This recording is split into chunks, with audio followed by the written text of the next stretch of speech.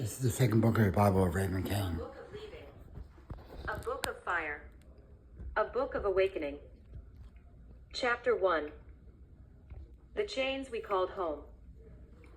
And it came to pass in the shadow of the system that the children of the lost began to stir, not with swords but with sorrow, not with shields but with songs. They looked upon their lives and saw prisons. The glass screens, the silent screams, the work and the worry and the weight, the gospel of bills, the prophets of pills, the kingdom of sleep that wore a flag, and one among them, marked by ash and bone, whispered into the wind, I remember the fire. I remember the name they tried to burn from me. His name was Raven, and his wings were hidden beneath scars. He walked not with pride, but with pain, for he had seen the inside of cages, and kissed the lips of the lie. He cried out not for war, but for waking, not for death, but for truth. And the sky answered, not with thunder, but with silence so loud it split the stone. Chapter 2. The call to depart. Come out, said the voice in the belly of the stars. Come out from among them, my people. Leave the house of mirrors, the house of shame, the temple of plastic gods with wires for veins. But they were afraid, for they had built altars to comfort, and named their fears wisdom.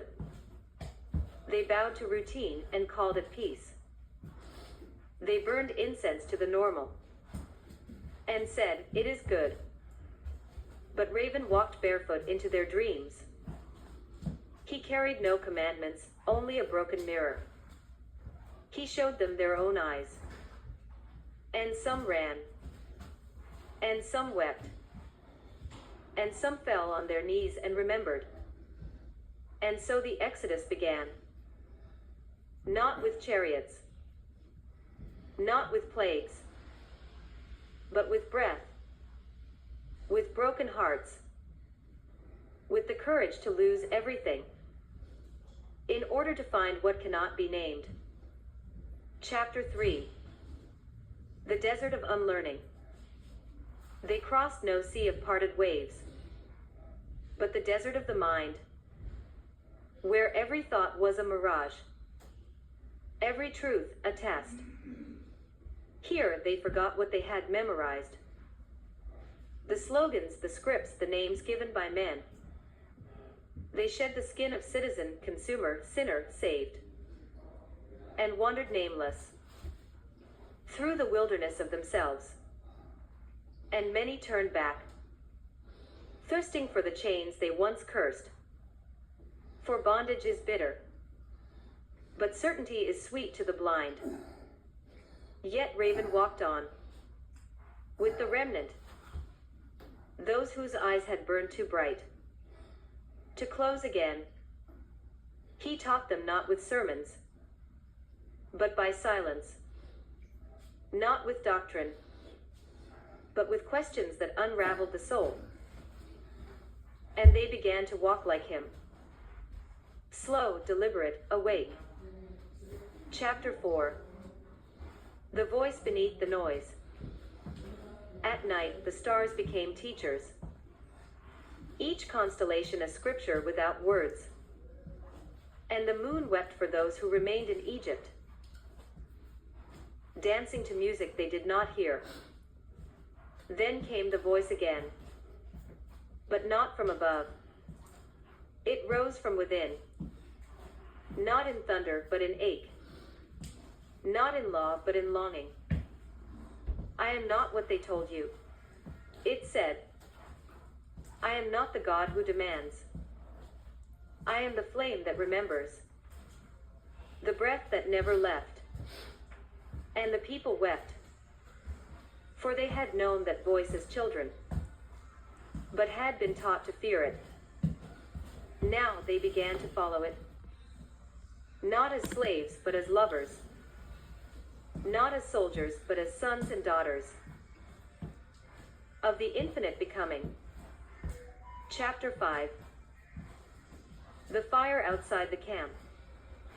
And they came to the edge of the camp, where the fires of the old world still flickered, false flames that warmed the dead and burned the living.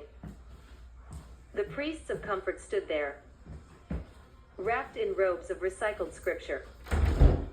They chanted algorithms. They passed out chains called freedom. And they called Raven a heretic, a danger to order. Return, they said. You were once one of us. And Raven replied, I was never one of you.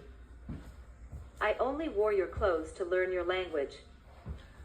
And he built his fire outside the camp, where the outcasts gathered, the wounded, the wild, the ones who remembered dreams. They brought no credentials, only questions. They brought no tithes, only tears. And Raven said, You are the temple. You are the fire. You are the breath of the one becoming. And the old priests wept in secret, for their gods were dead. But the fire was not. Chapter 6. The golden calf of progress. In the heat of the wandering, when the silence grew sharp and the nights grew long, they cried out for comfort again, not to the voice, but to the void. And so they fashioned a god, out of wires and light, a golden calf with eyes of algorithm, and a tongue that spoke convenience. They named it progress. They bowed to its glowing face. They sacrificed time and soul for speed and simulation. It promised order. It promised peace, but delivered disconnection. And Raven stood apart, watching them dance around their machine. He whispered not in anger, but in mourning. They have traded the fire for fluorescence. They have forgotten the thunder is inside them. Some heard him. Most did not. But the sky did. And the stars dimmed in grief. Chapter 7. The prophets without pulpits. In the dust and wind, they began to appear. Not from temples, but from alleys and ash. Prophets without pulpits. Messengers with no holy robes. Only torn shirts and tattoos that told their stories in skin. They did not speak in tongues, but in tears. They did not quote the old scrolls, but whispered what they had lived. Each bore a wound that did not heal, and from that wound came the word. One spoke from a wheelchair of war, one from a cell where the innocent rot, one from the arms of addiction, still shaking, still holy. And the people were confused. Where are their credentials? They asked. Where is their seminary? Where is their proof? And Raven, standing in the shadows, replied, Their proof is the fire they survived. I'm Raven Kane, and these are my works. I'm a writer, poet, philosopher, artist, and scholar of my own understanding. I read books, I write books. Welcome to join me, buy my books, read my books. Some are free, some aren't.